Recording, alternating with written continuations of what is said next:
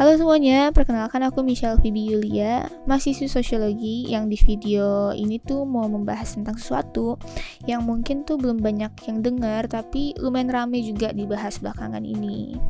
Oke, mungkin sebelumnya sini aku mau nunjukin data dulu kali ya.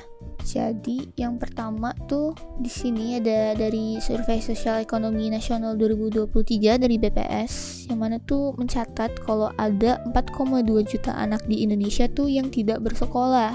Nah, dan juga dari BPS juga itu mencatat jumlah penduduk miskin di Indonesia pada September 2024 itu mencapai 24 juta orang. Yang mana untuk lokasinya, jumlah penduduk miskin di Indonesia tuh terkonsentrasi di Jawa sebanyak 12,62 juta orang atau sekitar 52,45%. Ditambah lagi, persentase penduduk miskin ekstrim di Indonesia itu pada Maret 2024 itu sebesar 0,83%. Yang mana nih kalau kita ngeliat dari data tadi, di sini pemerintah tuh ingin ngebantu dengan bikin yang namanya sekolah rakyat ini, yang mana tuh targetnya pendidikan gratis untuk anak-anak dari keluarga miskin dan miskin ekstrim. Ini sebenarnya sejalan dengan pemikiran Bapak Presiden Prabowo yang ingin memberikan kesempatan kepada keluarga miskin untuk memperoleh pendidikan yang katakanlah bisa disebut sebagai yang unggul gitulah, apakah SMA unggulan atau apa gitu, yang mana ini diharapkan menjadi nanti akhirnya mencetak agen-agen perubahan untuk keluarga maupun untuk komunitas.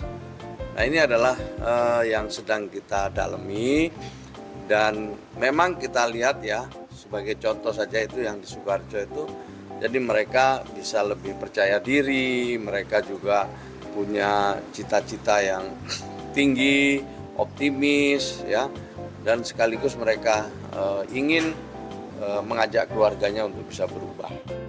Oke, jadi apa sih sekolah rakyat itu? Nah, jadi singkatnya sekolah rakyat ini tuh adalah program baru yang dikelola oleh Kementerian Sosial.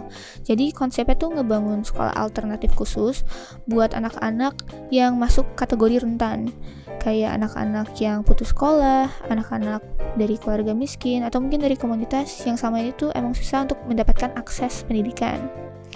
Nah, jadi sekolah rakyat ini tuh berbeda dengan sekolah biasanya, karena sekolah rakyat ini tuh sekolah boarding atau asrama gitu, yang mana katanya tuh gratis 100% untuk anak-anak dari keluarga miskin. Nah, untuk jenjang sekolah rakyat ini itu tuh lengkap ya, dari SD hingga SMA.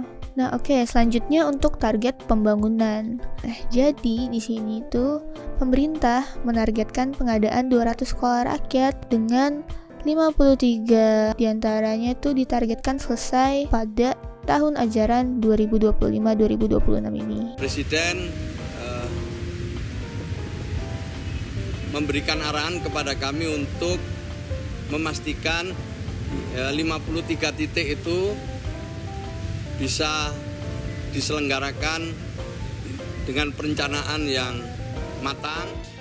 Nah, selanjutnya untuk syarat pendaftaran. Nah, jadi anak-anak yang mau daftar tuh harus masuk dalam desil 1 dan 2 alias kelompok termiskin dalam data sosial ekonomi nasional. Selain itu, ada juga syarat akademik, ada tes potensi, psikotes, home visit, wawancara dengan orang tua, dan pemeriksaan kesehatan. Nah, untuk fasilitas yang diberikan, jadi kalau diterima tuh murid-murid tuh bakal dapat pastinya sekolah gratis, asrama gratis, seragam, makan bergizi, fasilitas penunjang, terus pelajaran ekstra kayak coding, cyber security, sama data science. Dan katanya tuh ada evaluasi gizi juga buat ngelihat hubungannya sama prestasi akademik.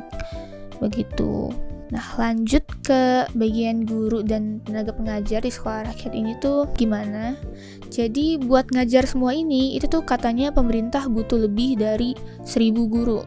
Kemungkinan dari 53 sekolah itu kita mungkin memerlukan lebih dari 1.000 guru. Gurunya juga PPG ya, mereka yang telah mengikuti pendidikan profesi guru yang berada di sekitar itu juga. Dari yang diutamakan yang di sekitar sekolah itu. Tapi di daerah 3T atau daerah tertinggal, terdepan, dan terluar, kekurangan guru. Dan juga perihal pendanaan program. Dananya itu dari mana sih? Jadi katanya tuh mayoritas akan dari APBN, juga ditambah kerjasama sama sektor swasta, sama adanya dukungan dari lembaga filantropi. Ngomong-ngomong soal duit, Presiden Prabowo itu bilang kalau satu sekolah rakyat itu butuh biaya sekitar 150 miliar. Berarti kan tadi kan katanya mau ngebangun 200 sekolah ya. Berarti siap-siap aja gitu keluarin sebanyak 30 triliun. Yang mana itu kan belum termasuk biaya operasional tiap tahunnya. Tapi ya lanjut lagi nih. Sambil ngebangun 200 sekolah baru, itu tuh ada beberapa fakta kecil yang harus diingat gitu.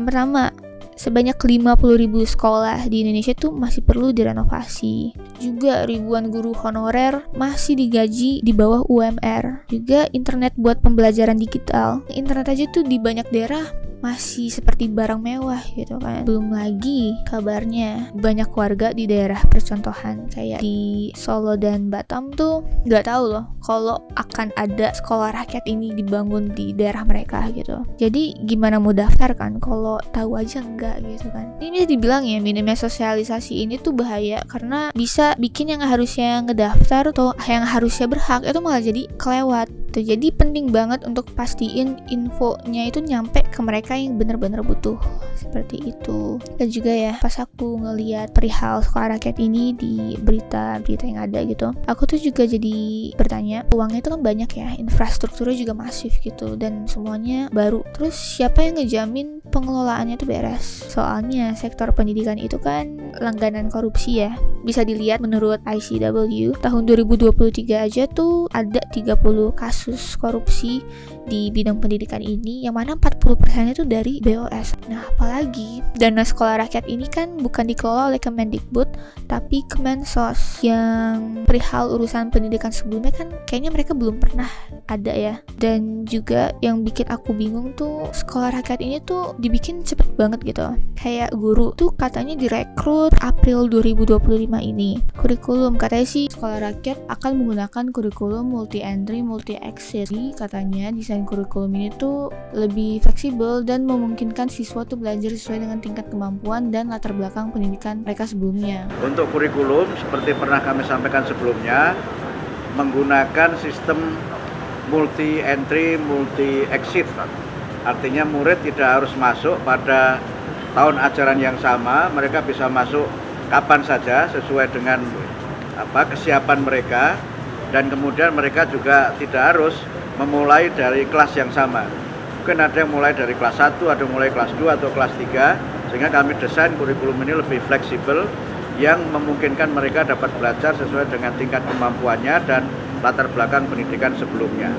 Jadi kalau semuanya diburu-buruin kayak gini, aku tuh takutnya program sekolah rakyat ini itu tuh baru jalan setengah, tapi masalahnya tuh udah jalan duluan gitu.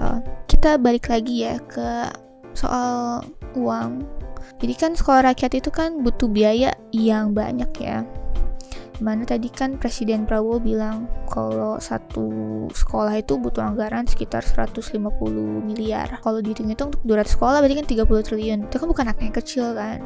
Dan yang bikin aku mikir tuh, daripada ngabisin uang triliunan rupiah untuk sekolah yang masih belum terbukti ya, karena kan masih baru ya, mendingan uang itu dipakai untuk perbaiki sekolah-sekolah yang udah ada. Karena kan banyak ya perihal sekolah yang rusak, guru yang tidak sejahtera, dan juga sarana-prasarana di banyak sekolah tuh yang masih bisa dibilang masih minim gitu. Karena jujur dengan masalah yang segitu banyak, kayak kita butuh solusi yang lebih komprehensif dan mengatasi masalah yang udah lama ada. Tapi di sisi lain, ada juga yang bilang kalau sekolah rakyat ini tuh diperlukan. Misalnya dari Kadinsos Solo yang bilang kalau sekolah rakyat itu penting, tapi kita juga harus perbaiki sekolah negeri yang ada. Jadi yang mana yang lebih penting? Sekolah baru atau perbaiki yang udah ada? Oke, jadi intinya sebenarnya sekolah rakyat itu niatnya bagus ya. Cuman kan niat doang gak cukup gitu. Nah, tapi ya semua ini bakal bergantung di bagaimana program itu tuh nanti dijalankan di lapangan. Jadi, gimana? Apakah sekolah rakyat itu beneran solusi buat pendidikan di Indonesia? Atau malah nanti bakal jadi menambah daftar panjang program pemerintah yang gagal tereksekusi? Oke, baik. Sekian video ini. Terima kasih. Bye.